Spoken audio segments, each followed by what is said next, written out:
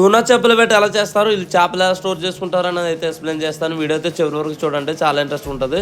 So hi friends, నేను మీ ఇప్పటికూరండి. Welcome to day 14 of series fisherman life. అయితే సుమారు 10 రోజులు అయితే వేట చేస్తారు. అందులో 2 రోజులు ప్రయాణం, 6 రోజులు వేట, ఇంకో 2 రోజులు అయితే రిటర్న్ వస్తారనమాట. అలా 10 రోజులు అయితే కంప్లీట్ చేసుకుంటారు. వీళ్ళకి పడ్డ చేపలు మొత్తం తీసుకెళ్లి వేలంపాట్లో కిలోలు చొప్పున అయితే అమ్ముతారనమాట.